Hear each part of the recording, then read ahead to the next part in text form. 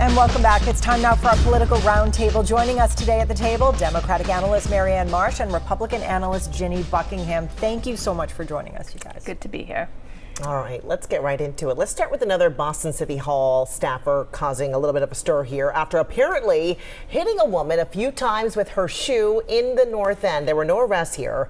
A spokesperson for Mayor Wu says the city is taking steps to discipline the employee, but didn't say if she gets to keep her job or not. Now, we've seen multiple Wu administration employees arrested, facing charges in recent months, everything from domestic dispute allegations to felony assault. Marianne, what do you make of all this? Well, I think the most important thing here is that the process is followed no matter who it is and what happened. So whether it's law enforcement or personnel policies that are gone through and everyone goes through a process at the end and everyone's entitled to their, justice and due process. And then at the end, find out what was adjudicated, what was decided. I think that matters more than the details or anything else. I mean, I don't see that there's a real connection between any of them, but it is a bad distraction when you're running for re-election. You don't want that happening. You want your employees to represent the best of the city, and they're not doing that right now. And there's a lot of employees worth mentioning at the state level, certainly at the city level. There's a lot, but yeah, that I can see where it could be a distraction. So this week, more than 230 cases are on track to potentially be dismissed in Suffolk County because defendants haven't had access to court-appointed lawyers. Lawmakers did pass a deal to give bar advocates a pay bump, but the bar advocates, they say it is nowhere near close enough. This is the deal. It would increase rates by $20 an hour over 2 years, allocate tens of millions of dollars to the public defender's office to double its staff, and make bar advocates sign contracts and even use antitrust laws to limit future stoppages. Here's how lawmakers are framing it at this point. This is basically a take it or leave it deal at this point. Yeah, I mean, at this point, we think we've done something that is significant, sufficient, is much higher than anybody else in state government's really seeing right now. Okay, bar advocates wanted $35 an hour more this year. They say they are disappointed, call it a slap in the face, say lawmakers shut them out of talks. Ginny, does this crisis just continue at this point with potentially more defendants even being freed and cases dismissed? Well, it shouldn't. So first of all, the chairman makes a good point. This is more money than most state employees or contractors are getting. If you look at it over 2 years, it's $40,000 in total if you work the maximum amount, which some of these advocates do. That's a lot of money. But people should get creative. One, we should be doing better screening at the court level of making sure that the people who are getting these advocates are really indigent. I don't think it's been as strict or thorough as it could be. And secondly, there are a lot of cases that you don't need to get an appointed lawyer for. If there is no risk of jail time, you do not need to get an appointed lawyer, and that system needs to be tightened up as well. There are creative solutions here that people really need to get serious about. And bar advocates are independent contractors, so this is going to be a personal decision for many of them, but what do you make of all of this? Well, timing's everything, and I think that's what you hear Aaron Michaelitz talking about there. This year's budget is up in the air, even though it's finished and their number's been assigned and all that, given the unpredictability and unconstitutional conduct of Donald Trump when it comes to funding. Everyone's like, we're holding on to money, maybe we'll put it out there, all of that. So are they worth paying more money? Yes. Should they be paid more? Yes. But last year probably was a better year to try than this year. All right. Well, they say they've been trying for years, but we'll see. We'll see what happens. Well, it's August now. I want to talk about rent. A lot of folks focusing on this right now. Supporters of rent control say the rent is just too high. They took their message to the State House to demand lawmakers. Listen to this.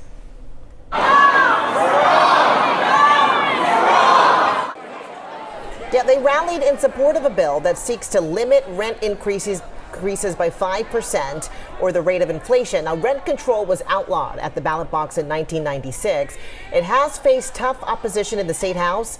Some supporters have talked about taking this back to the ballot, but no decisions have been made. So later this week, the first group of petition signatures is due to the AG's office, so we'll have to wait and see. So, Marianne, given the state's housing crisis, do you think supporters will have a better chance of it passing this time around. If they take it to the ballot, yes, they will. I mean, it's been 30 years, number one. And look at the cost of everything. Things have changed enough. Things have Big time. changed dramatically, and especially in the last 2 years. Cost of everything's exploded, especially when it comes to any kind of housing. So this is a way to actually get it passed, get it done, and get it enacted more quickly than most people are doing in any community when it comes to actual building and creation of affordable housing. So that's the thing. You want to control your destiny here, you want rent control, go to the ballot.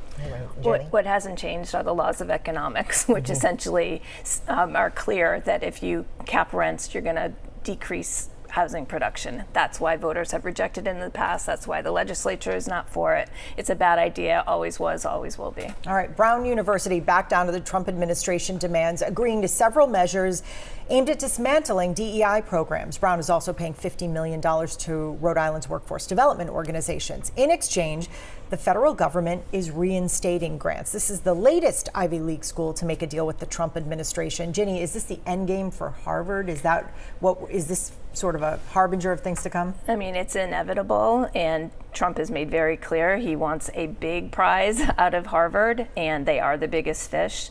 They have been negotiating. I think it's a good template for them to follow, and I think it will happen very soon. What do you think, Marianne? Giving up your rights are never the right thing to do, and it's never inevitable, and this is not inevitable. Harvard was founded in 1636, before this country was founded. It is the reason we have such great education in this country. They should not fold and capitulate like every other institution is. And by the way, that's why Maura Healey, at the end of last week, put out $400 million on the table from the millionaire's tax and the interest on the rainy day fund to backfill some of that money Trump has taken. Research grants. For research grants, because this is where cures happen, this is where research happens. 81,300 people in Massachusetts, jobs are tied to that. $16 billion in our economy, according to a UMass study this week. So Harvard needs to hold the line here because we can't afford to lose them. Massachusetts taxpayers should not be sending money to Harvard. That is the wrong solution. The millionaire's tax was devoted to education and the interest for of our the rainy public day. schools, But not for the which richest one is school it, in Ginny? the country. Do you want Harvard to just like fold up the tent and say, wave the white flag and say, okay, we're done. We're giving up our freedom of education, and they will freedom, make a deal freedom and of put this speech, behind freedom them. of inquiry, which will be the collapse None of this that is country. gonna happen. None of it. 100% it is. 100%.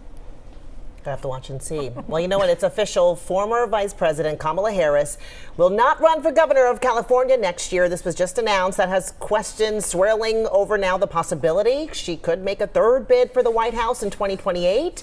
She hasn't ruled it out, but says her plans now are to help elect Democrats nationwide. So, Marianne, is it really a surprise that Harris would not want to return to state politics after she was just on the world stage? No, I never thought she was going to run for governor. The choice is she going to run for president or is she going to retire from politics? But if you look at what she's doing right now, she's got a book coming out about the 107 days. She was on Colbert, go down the list. She's doing interviews now and all of that. It is clear she's trying to launch a presidential bid. The question is whether she can do it as the last nominee, and credit to her, in 107 days, she only lost by 1.5%. However, there is a big cry amongst Democrats and other voters for a new generation of political figures and elected officials.